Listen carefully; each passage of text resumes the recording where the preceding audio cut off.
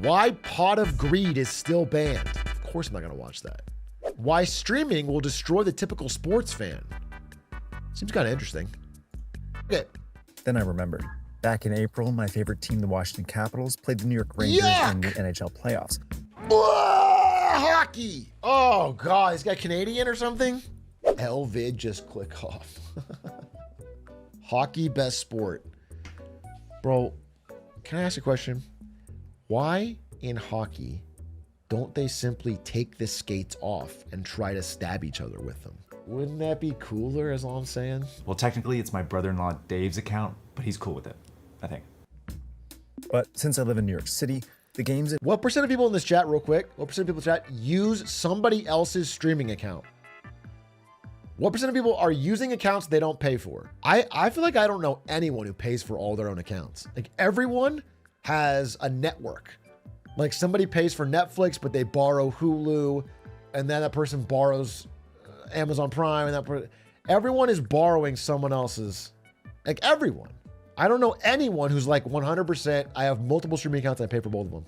And then there's the people in here who have like a fucking Plex server and fucking 4 torrent accounts. Rip everything.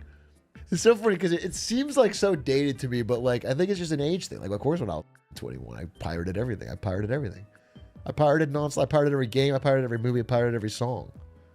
And now it's like, oh, well, I'm not can't be bothered. What a pain in the ass.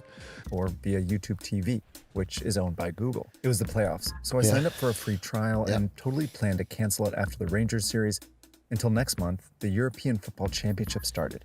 I did the same thing for the NBA Finals. I wanted to watch the Mavs and the Celtics play, and I got YouTube TV, and I forgot to cancel it. And it is a fucking huge ass charge, and I never used it again. So they got me. They got me for fucking $70 or something. Fucking sucks.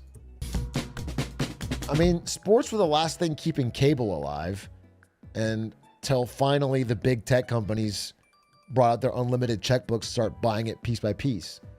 And so they tore it apart like a hyena, and they're buying every little sports league and club and broadcast and putting it on their own thing. So it's all split off instead of one cable.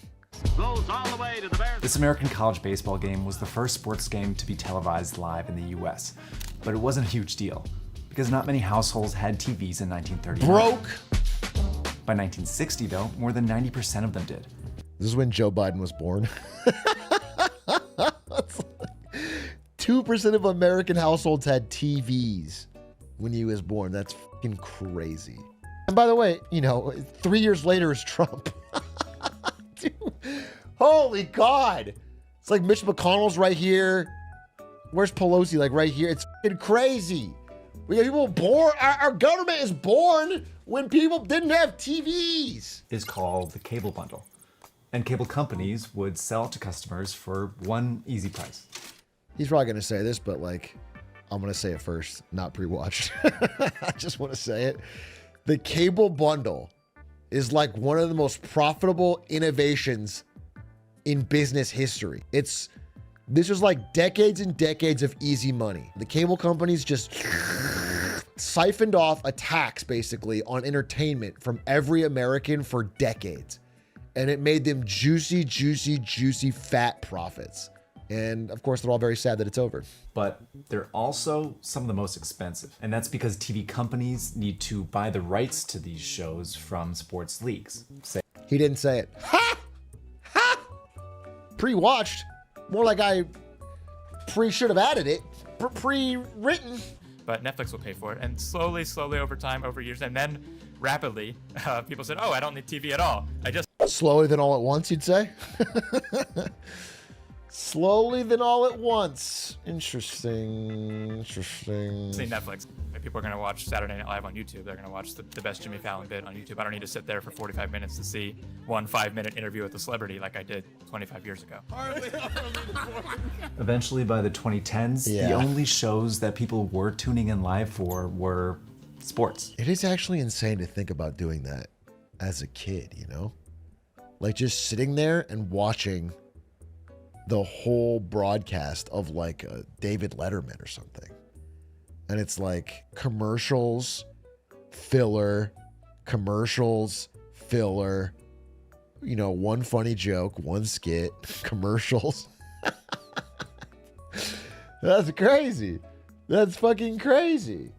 I'm watching the entire H-Track stream. That's different. Every single moment on H-Track stream is a crackling broadcast.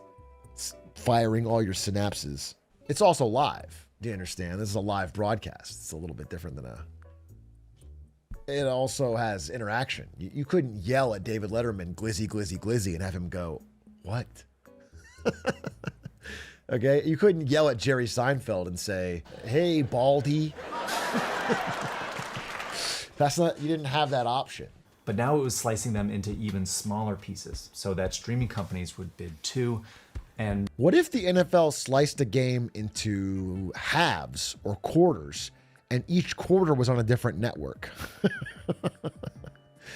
So like I could watch the first quarter on Amazon and then subscribe to Netflix to watch the second quarter. Yeah, each down even. That's not a bad idea. There we go. And then I go to Quibi for the third down. That's good. I mean, now we're really cooking. Now we can make some real money around here. This season, the NFL sold an exclusive game to NBC's platform Peacock. It sold another exclusively Wait, to I'm sorry? Exclusive game? I didn't know that. I'm not a big NFL viewer. They sold one game? So you have to get if you want to watch that one playoff game, you have to get Peacock for one game? Damn, I was joking. That's basically what I said, but real. That's fucking crazy, dude. How can you not subscribe to one platform for the playoff of one sport? That's such a pain in the dick. Across streaming platforms too.